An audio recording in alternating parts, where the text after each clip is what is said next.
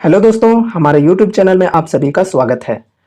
इस वीडियो में हम डिस्कस करने वाले हैं केपी ग्रीन इंजीनियरिंग शेयर के ऊपर। कुछ दिनों से हमें इस शेयर के अंदर काफ़ी ज़्यादा गिरावट देखने को मिल रही है।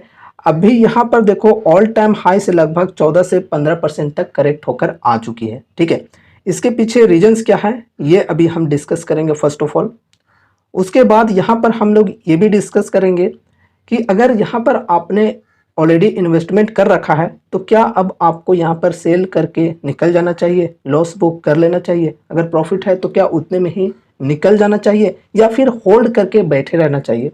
और अगर कोई यहाँ पर फ्रेश इन्वेस्टमेंट करना चाहता है तो क्या उनके लिए एक फ्रेश अपॉर्चुनिटी है यहाँ पर इन्वेस्टमेंट करने की या नहीं। इन सभी चीज़ों के ऊपर अभी हम डिटेल्स में डिस्कस करेंगे। लेकिन ध्यान में रखना कि जो भी चीज़ें अभी यहाँ पर हम डिस्कस करने वाले हैं वो प्योरली एजुकेशनल पर्पज से होगी, तो कोई भी रिकमेंडेशन या फिर कोई भी एडवाइज मत समझना। ठीक है, चलो शुरू करते हैं। फर्स्ट ऑफ ऑल यहाँ पर हम गिरावट की बात करें तो आज 3 दिन हो चुके हैं यहाँ पर गिरावट की। ऑल टाइम हाई से लगभग 14 से 15% गिर चुकी है। ठीक है, और डेली के डेली यहाँ पर लोअर सर्किट में क्लोजिंग दे रही थी शेयर।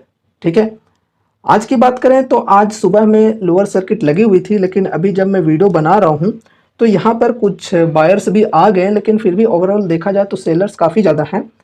कुछ बायर्स आए हैं तो यहाँ पर उसकी वजह से गिरावट की जो परसेंटेज है वो कम देखने को मिल रही है।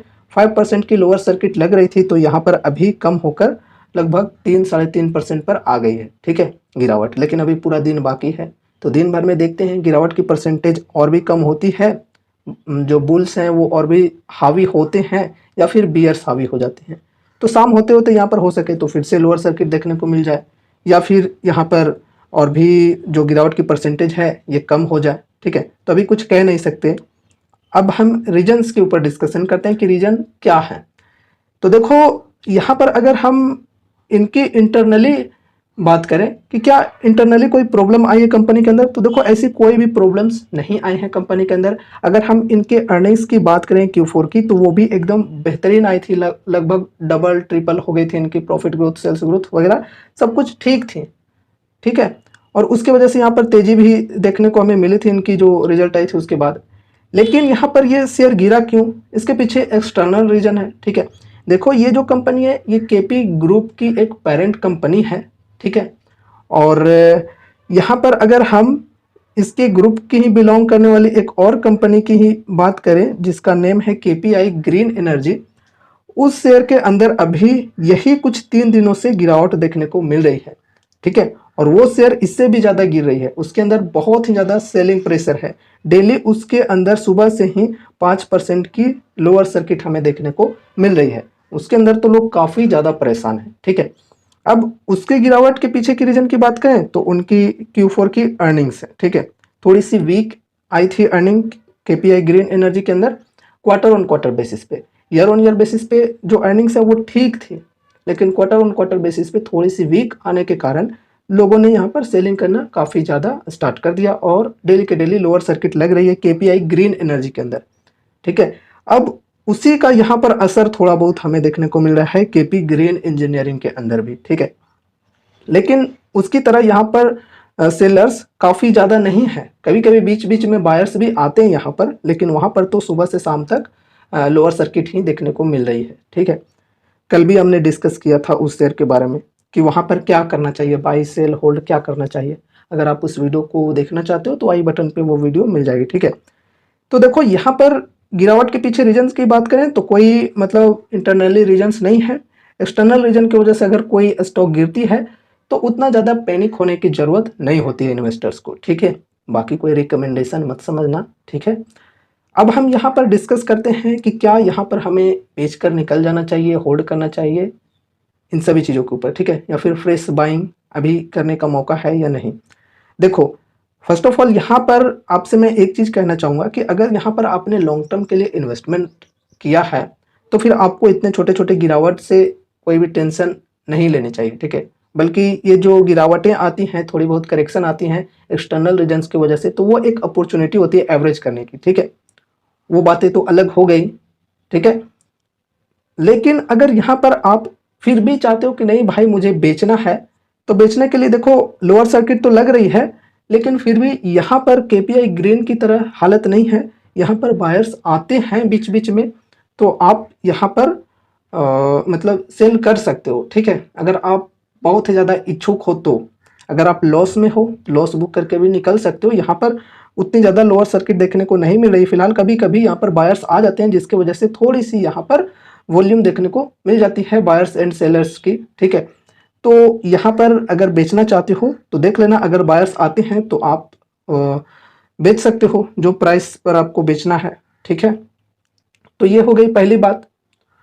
और यहाँ पर अब हम बात करते हैं कि क्या अगर लॉन्ग टर्म इन्वेस्टमेंट किए तो होल्ड करना चाहिए। तो देखो, होल्ड कर सकते हो, बिल्कुल कर सकते हो। अगर आपने 2 साल 5 साल के लिए इन्वेस्टमेंट किया है तो ये सब छोटी करेक्शन से आपको कोई फर्क नहीं पड़ना चाहिए, ठीक है। और यहाँ पर अगर हम बात करें कि एवरेज करना चाहिए, तो भाई देखो, ये तो आपकी टोटल रिस्क एपेटाइट के ऊपर डिपेंड करता है कि कैसी आपकी रिस्क टेकिंग कैपेसिटी है, ठीक है। बाकी यहाँ पर देखो, अगर जिनके पास अमाउंट कम है इन्वेस्टमेंट के लिए, उनको ये ध्यान में रखना होगा कि यहाँ पर इन्वेस्टमेंट एक बहुत ही बड़ी रिस्की बेट हो सकती है, क्योंकि मिनिमम यहाँ पर आपको 1000 शेयर बाई करना होगा लॉट में पूरा, ठीक है। तो सोच सकते हो यहाँ पर अमाउंट काफ़ी ज़्यादा लगाने होंगे, तो उस हिसाब से अपना सोच लेना कि आप यहाँ पर ये रिस्क ले सकते हो या नहीं का, क्योंकि यहाँ पर काफ़ी बड़ी अमाउंट लग सकती है आपकी, ठीक है। अब देखो, यहाँ पर अब हम बात करते हैं फ्रेश इन्वेस्टमेंट के बारे में। क्या यहाँ पर अगर किसी ने इन्वेस्टमेंट नहीं किया हुआ है लेकिन अब करने के लिए इच्छुक है, तो उसे क्या करना चाहिए, ठीक है। देखो, कोई रिकमेंडेशन नहीं है, कोई एडवाइस नहीं है, ठीक है। तो यहाँ पर अगर मैं अपने एग्जाम्पल लेकर बताऊं, अगर मुझे यहाँ पर इन्वेस्टमेंट करना है फ्रेश इन्वेस्टमेंट, तो मैं क्या करूंगा। तो देखो, अभी यहाँ पर अगर अपॉर्चुनिटी की बात करें तो देखो, ये एक सपोर्ट का लेवल है जो कि 500 का लेवल है, और आज 506 के लेवल तक ये शेयर आई है, ठीक है, लो बनाई है। तो यहाँ पर अगर हम डिस्काउंट की बात करें तो लगभग, जैसा कि अभी हमने डिस्कस किया, 14-15%, चलो मान कर चलते 15%, तो 15% की डिस्काउंट है। अगर मुझे ठीक लगती है ये डिस्काउंट, तो फिर मैं यहाँ पर अपना फर्स्ट किस्त लगा सकता हूँ। मिनिमम तो 1000 शेयर बाई करना है एक लॉट, तो एक लॉट में मिनिमम यहाँ पर बाई कर लूँगा अपने हिसाब से, ठीक है। अगर यहाँ से और भी ज़्यादा गिर कर और भी नीचे आ जाते हैं, यहाँ पर 100 के लेवल पर मैं बाई कर लूँगा, जो कि एक साइकोलॉजिकल सपोर्ट है बेसिकली, ठीक है। तो उस हिसाब से यहाँ पर मैं बाय कर लूँगा। एक चीज़ और कि यहाँ पर ये कैंडल की लेवल है, हो सके तो अगली बार जब गिरे तो इस कैंडल की जो लो है यहाँ तक आए शेयर, तो मैं इस लेवल पर दूसरा किस्त अपना ऐड कर लूँगा, ठीक है। उस हिसाब से मैं सोच कर चलूँगा। लेकिन यहाँ पर एक मोस्ट इम्पोर्टेंट बात ध्यान रखने वाली ये है कि देखो, अगर हम लोग कोई भी इस प्रकार की छोटी कंपनियों में रिस्क ले रहे हैं, तो रिस्क को कम कैसे किया जाता है कि डिस्काउंट पर जितना ज़्यादा लो उतना बेटर होगा, ठीक है। लेकिन डिस्काउंट यहाँ पर अभी कुछ खास नहीं है, 15% के डिस्काउंट कुछ खास नहीं है स्मॉल कैप की कंपनियों में। 15% के डिस्काउंट जो लार्ज कैप की कंपनियां होती हैं उनमें ठीक है, वो एक सेफ्टी मान सकते हैं। लेकिन ये जो कंपनियां 2 से 3 हज़ार करोड़ की मार्केट कैप है सिर्फ, तो ये अगर गिरने पे आएगी तो यार कह नहीं सकते कितना ज़्यादा गिर सकती है। इस प्रकार की कंपनियों में आपने देखा हुआ कि गिरावटें यहाँ पर 40-50% तक आ जाती हैं, ठीक है। तो यहाँ पर उस हिसाब से अगर मैं देखूं तो कम से कम मैं खोजूंगा कि मुझे यार 20-22% की डिस्काउंट मिलनी चाहिए। अब देखो, यहाँ पर अगर मुझे 20% की डिस्काउंट नहीं मिलती है और ये शेयर जो है ये 500 से बढ़कर 1000 के लेवल तक चली जाती है, और यहाँ पर मैंने इन्वेस्टमेंट भी नहीं किया, 15% की डिस्काउंट मिली थी, लेकिन वहाँ पर मैंने नहीं इन्वेस्टमेंट किया कि यार 20% तक आए, और मैं छोड़ दिया, ठीक है, 20% के चक्कर में। अब जो शेयर है ये काफ़ी ऊपर चली गई है, 1000 के लेवल तक चली गई है, लेकिन वहाँ पर हमें 1000 से 20% की डिस्काउंट देखने को मिल रही है।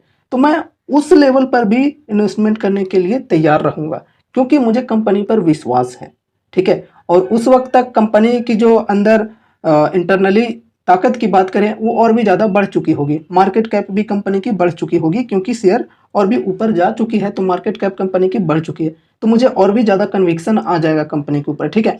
प्राइस के अकॉर्डिंग कभी भी जज नहीं करनी चाहिए कोई भी शेयर को, ठीक है। अभी यहाँ पर हम अगर देखें 500 के लेवल पर शेयर है, तो अभी कंपनी की मार्केट कैप कितनी है, ठीक है, 2 से 3 हज़ार करोड़, चलो यहाँ पर 2500 करोड़ मानकर चलते हैं, ठीक है, राउंड फिगर में।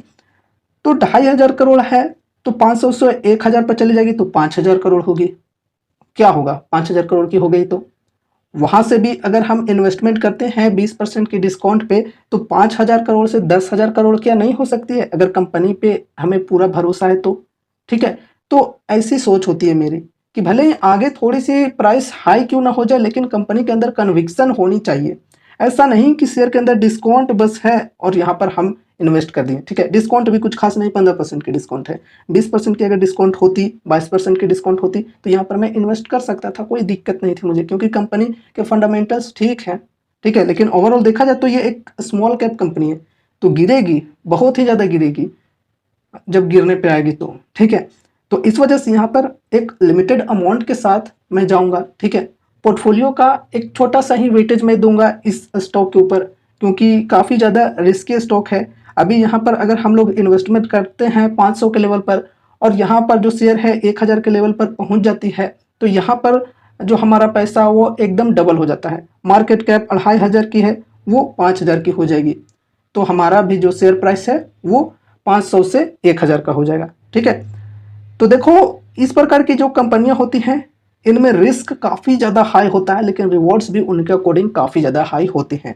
एंड कंपनी के अंदर देखें तो ताकत भी है, जैसे यहाँ पर पहले से अभी तक प्रॉफिट ग्रोथ, सेल्स ग्रोथ की बात करें तो डबल ट्रिपल होकर यहाँ पर बढ़ी है। ठीक है, तो काबिल तारीफ है, कंपनी के अंदर बहुत ही बढ़िया है, लेकिन रिस्क को भी आपको नहीं भूलना चाहिए। ठीक है, सो गाइस ये रही हमारी आज की video KP green engineering stock के ऊपर। अभी हमने काफ़ी सारी चीज़ों के बारे में यहाँ पर डिस्कस किया इस स्टॉक से रिलेटेड। तो मुझे उम्मीद है कि ये वीडियो आपको ज़रूर से पसंद आई होगी, तो इस वीडियो को लाइक करके चैनल को सब्सक्राइब कर लेना, और अभी भी कोई क्वेश्चन है, कोई डाउट्स हैं, तो कमेंट के माध्यम से आप हमसे पूछ सकते हो। और मिलते हैं अगले नए वीडियोज़ के साथ, तब तक के लिए बाय बाय।